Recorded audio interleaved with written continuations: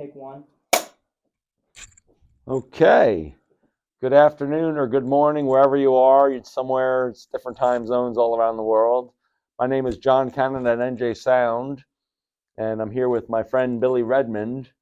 That's not my name. That's not his name. We were Who are here. you? We were here last week. What am I doing here? Last week,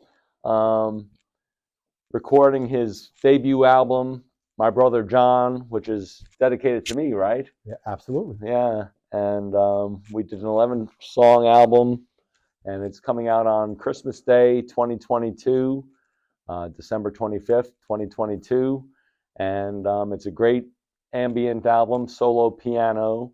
I selected the sounds on the piano. We spent about an hour listening to different piano sounds, and this piano sound was exquisite and perfect match for his compositions. Yeah. So Billy, welcome to NJ Sound. Let's talk about how we first met. Should we do that? I guess we'll in the start middle with of the that. night. Middle of the night at 7-Eleven, 2 in the morning, 2:30 in the morning. I missed my bus. He missed his bus, and I'm going there to get I went to bed 7:30 the night before, got up at 2, and was going to 7-Eleven to buy my cigarettes and coffee. And drugs. No drugs. That's what I was there for. That's what he was doing. So I'm there, and there's Billy there standing around. I'm like, what's this guy doing? Just standing there. And I'm doing my thing, get my order in. Billy's there. He's looking at the walls and just spending time. Ignoring you completely. Ignoring me completely.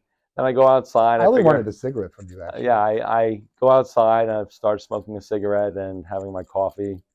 And Billy comes up to me. Oh, I had to use the bathroom. So I went in and tried to use the bathroom. They said it was out of order. Yeah. So I go, oh, man, they said the bathroom's out of order.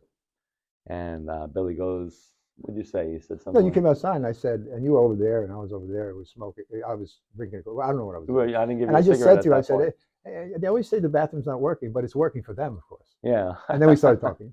Yeah. You said you're musical, you're had a recording studio. Artist. Yeah. Had a recording studio. And I said I was a musician. Yep, he said he was a musician and lived in the Bronx. And we went on for a good half an hour at 7-Eleven, talking about all sorts of things. And then he had nowhere to go, so I invited him to come see the studio. And I said to you, when just the third coffee he bought for me, I turned to him. I said, no, let me say. Don't say that. Don't say that with the SK. No. No. Okay. No, don't say that. It was funny. It was extremely funny. Yeah. It broke the ice. It broke the ice. Yeah. I think it's. No, I don't want to have that in the world. It's our secret. It's our secret. It's our secret. And so we talked for a half hour at 7-Eleven. Then we walked all the way. No, I drove. I had a car there. I drove Billy back here. It was like we hung out here until 4:30 in the morning, talking about what we're going to do for the album. Yeah. And within a few days, he came to the studio, and 3 days back to back to back. One take each. We did an 11-song album, and I had to mix and master it. That took me another 2 days. I came up with his website, billyredmanart.com, which you can visit right now or after this video. And it was a very successful project. It captured real magic. And tell me a little bit about your life story, Billy. No. No? But what is, it's a life. Everyone has a life. His life is a rich life. Well, you had dated someone that you mentioned to me. Do you want to talk about that or no? No, that's I'm not. I know, what did they call it? The books. Yeah. Those books. Those are private books that tell all. Yeah. I don't do that. Yeah, we're not doing that. That's my. So let's talk about the album, My Brother John. It starts off with. But she was great in bed. I'm just kidding. No, I don't do that. Okay. Moonlit Night is the first track, first song. So you want to describe the tracks and what the inspiration behind the tracks were? Well, the elements that I see, something called synesthesia, and it's when I hear music, I see vivid movies in front of me. Any piece of music, be anything, and whatever it is, it gives me a picture. But for me, it works in reverse too. It's like I see something and then I put music to what a tree is musical to me. Like that, I see anything like Luke behind the camera. You know, I met you, but I would create a piece based on how I feel about you. That's how I see things. Maybe it's reverse synesthesia. I'm not sure what it is, but it's all the time. It's like I wish I had a button to shut it off. The only time it doesn't happen is when I close my eyes. But the tracks in the album are trees, bees, ocean, water, universe, animals. My mother Mary was dedicated to my mother. How the music that she gives me, uh, the energy I get from her is musical. Everything to me is music. Everything has rhythm. There's rhythm in everything.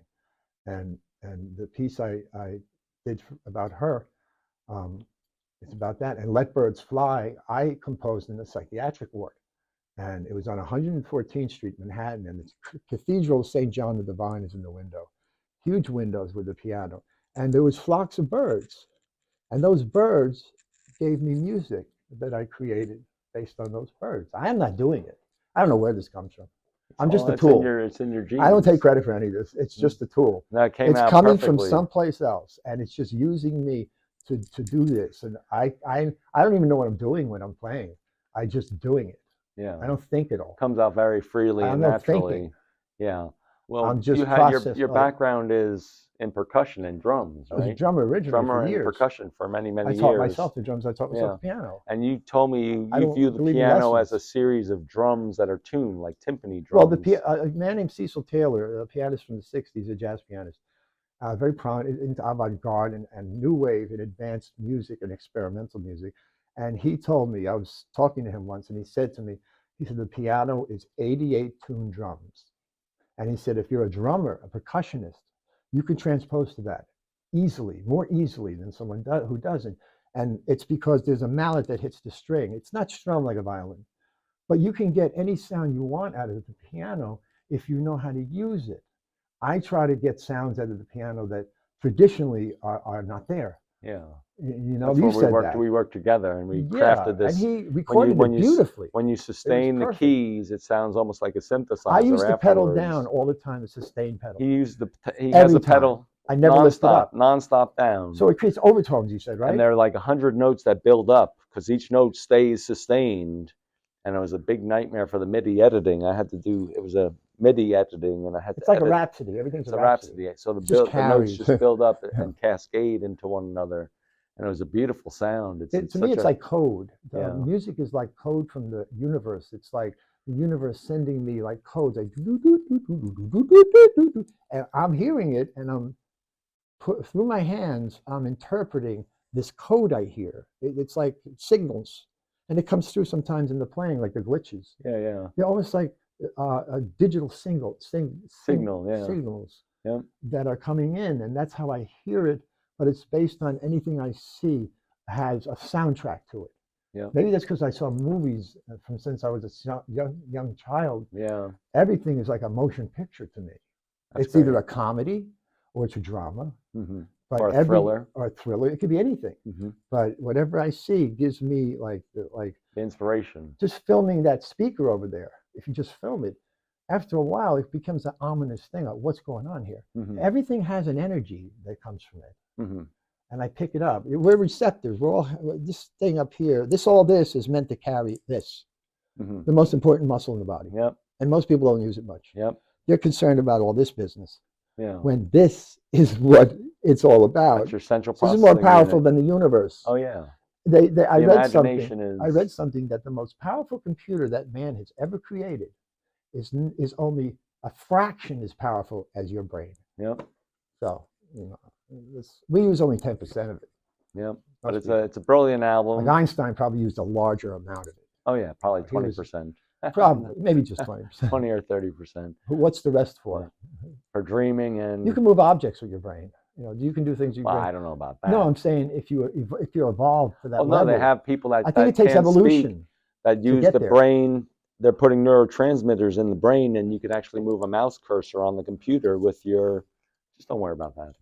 You can use the brain to move if they can't use their hands. They have no hands or feet. They use their brain to move the mouse, and on the computer they put an implant in the brain. Tesla's working on that, I think. Yeah. And they're going to have the brain. They're going to harness the power of the brain. We're going to put chips in our brain. And I'm I not don't want to putting a go chip there. in my. I'm not doing that. Too much technology. Yeah, that's too much. But if It's you need, killing if nature. you're new, if you have no hands, or you can't speak, or you can't do certain things, I would think those people would want to use that. Yeah. Anyway, let's get back to the album. So it was a very fast recording. We spent probably for the 11 tracks, maybe 10 hours over 3 days. Yeah, it was quick, right? And it was very Considering, fast. I don't know Yep. the business you do. Yeah, it was a very, I've had a few The artists over artistry the of that. years that have recorded that quickly. And it comes out, it captures the energy. That's, Yeah. if you do more than one take, you lose the energy and the passion of the music. And this came out really well. And When you first pick it played- up, you can pick it up on I'm Bandcamp, sorry. and you have to go to billyredmanart.com, and Bandcamp, it's billyredman.bandcamp. That was a good one. What? billyredman.bandcamp.com. You Yeah. just belched in the interview. Everyone does that. I'm not editing that out either. But, Why edit that? It's no different than a word. I know, I didn't fart. I may do that. Not on so, demand. Not on demand. We're doing a one-take interview. That's an independent process. I encourage you to listen to the links in this video, and you can buy the album on Bandcamp right now. It's available right now. It will be available on iTunes Music, Amazon Music, Spotify, Pandora, TikTok. Yeah. The first minute of the song, each song is going to be on TikTok. You could do your own nature videos there, do some amazing stuff there. And I encourage you to check it out. And Billy, it was a pleasure recording you. Thank you, John. And we did a masterpiece. This guy's a genius. You're a genius. This guy's a genius. We're both geniuses. And I he's guess. my friend Maybe not. too. My friend is a genius. We became close friends within a matter of a few days, and no barriers. We didn't, no bullshit, just all natural, honest, and the art really reflects it. I hope you check it out. It's a really heartfelt production from Billy and myself. I put a lot of time in developing his website, mixing and mastering the sounds, and if you could leave a comment here, I'll be playing some of the music at the end of this video. I'll be editing it right now, and I think we're done for the interview. You want to say anything to your fans, your future fans? Yeah, I want to leave you with words that I've always carried with me my whole life, and it's simply, don't eat yellow snow. That's all. Okay, don't eat yellow snow. That's what we'll leave it off. So when you're listening to the album, don't eat yellow snow, and enjoy it as best you can. And we'll see you soon. We'll hope to see you at NJ Sound. And if you ever want to record an album, maybe I'll bump into you at 7-Eleven or Burger King or McDonald's or The Habit or Jersey Mike's. The universe is the limit. The universe is the limit. And Don't that's ever the stop laugh working. track. Don't ever stop. Don't stop. And we'll see you next time. Don't quit. Bye for now. Bye.